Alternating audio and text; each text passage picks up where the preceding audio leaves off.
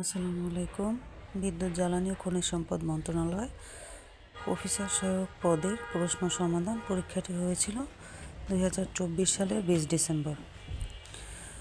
পূর্ণমান ছিল 40 এবং সময় ছিল 60 মিনিট। চলুন তাহলে প্রশ্নটি সমাধান দেখে নিই। প্রথমে ছিল এক কথায় প্রকাশ, এটির মান ছিল 3। অলঙ্কারের ঝংকার এক কথায় হবে সিঞ্জন, যা ক্রমশ বৃদ্ধি হচ্ছে, ক্রমবর্ধমান বা বর্ধিষ্ণু। গ নাম্বার ক্ষুদ্র বাগান, এটাকে এক কথায় বলে বাগিচা। পরবর্তী 2 নম্বর প্রশ্ন আছে সন্ধি বিচ্ছেদ করুন, এটার মান আছে 2। কুড়িক, কুড়ি যোগ 1 কুড়িক। সদ উপায়, সৎ যোগ উপায়। দুস্থ, দুহ যোগ থ। কিন্নর, কিম যোগ নর। কিমের নিচে ময়ের নিচে হসন্ত রয়েছে। কারক ও বিভক্তি নির্ণয় করুন, এটা আছে 2 মার্ক। জ্ঞানে বিমল আনন্দ হয়, এখানে জ্ঞানে হচ্ছে করণ কারকের সপ্তমী বিভক্তি। তার ধর্মে মতি আছে, এখানে ধর্মে কোন কারকের কোন বিভক্তি, অধিকরণ কারকের সপ্তমী বিভক্তি। শুদ্ধ বানান লিখুন, এটার মান হচ্ছে 1। প্রতুত পামতি, এটা সঠিক বানান হচ্ছে প্রতুৎপন্নমতি। বানানগুলো খাতায় লিখে প্র্যাকটিস করবেন। পরবর্তী স্বাচ্ছন্দ্য, এখানে স্বাচ্ছন্দ্য বানান শয়ের নিচে বয় আকার, চয় ছ, নয় দয় জফালা, 3টে যুক্তবর্ণ। 5 নম্বরে রয়েছে অনুচ্ছেদ লিখুন, নৈতিকতা ও দেশপ্রেম। এখানে অনুচ্ছেদটি নিজের থেকে লিখতে হবে 2 মার্কের জন্য।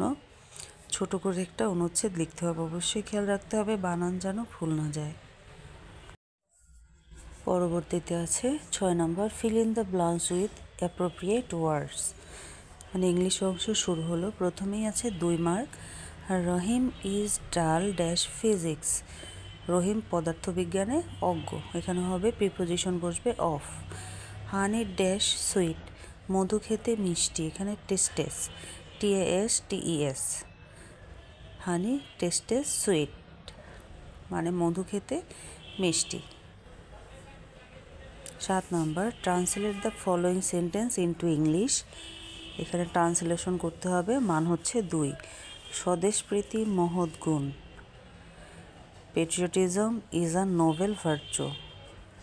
খ নম্বরে তার পোড়া কপাল, he is out of lakh.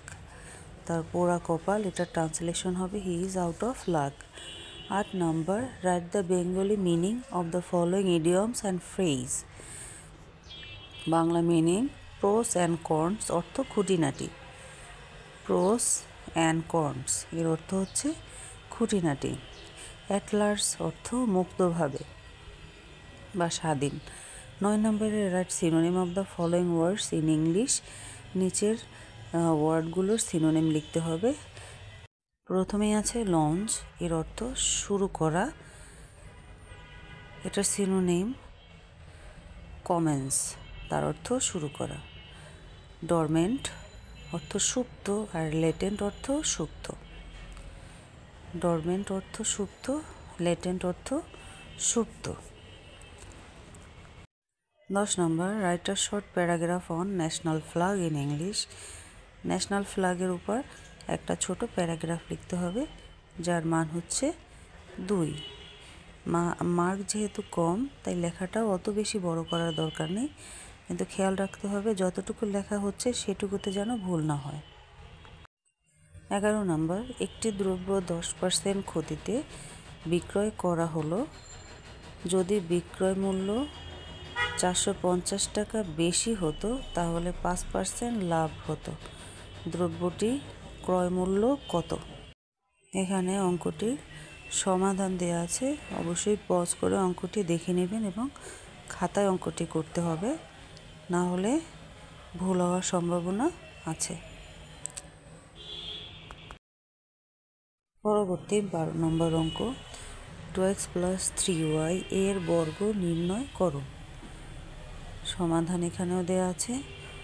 2x plus 3y এর স্কোয়ার মানে হচ্ছে বর্গ করা, তাহলে এটার এখন সূত্র লিখতেই হয়ে যাবে a square plus 2ab plus b square. এই সূত্রে অঙ্কটা সাজিয়ে তাহলে এটার আনসার হবে 4x square plus 12xy plus 3y square, 9y square, এটাই হচ্ছে উত্তর।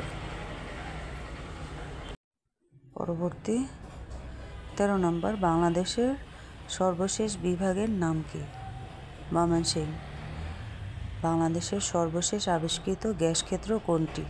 ইলিশা 1 29তম। জাতীয় স্মৃতিসৌধের ফলক কয়টি? 7টি। বাংলাদেশের রণসঙ্গীতের রচয়িতা কে? এটার উত্তর কাজী নজরুল ইসলাম। 17 নম্বর, 3 বিঘা করিডোর কোন জেলায় অবস্থিত? লালমনিরহাট। রাখাইনের পূর্ব নাম কি? আরাকান। 19 নম্বর, বাংলাদেশের জাতীয় সংসদে 300তম আসন কোনটি? বান্দরবান। 20 নম্বর, বাংলাদেশের বার্ষিক গড় বৃষ্টিপাত কত?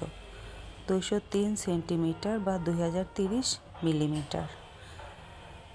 কাপ্তাই জলবিদ্যুৎ কেন্দ্র কোথায় অবস্থিত? রাঙামাটি। আইফেল টাওয়ার কোথায় অবস্থিত? আইফেল টাওয়ার অবস্থিত প্যারিসে। ধন্যবাদ সবাইকে সম্পূর্ণ ভিডিওটি দেখার জন্য। চ্যানেলটি সাবস্ক্রাইব করে অবশ্যই সাথে থাকবেন এরকম গুরুত্বপূর্ণ প্রশ্ন সমাধান পেতে।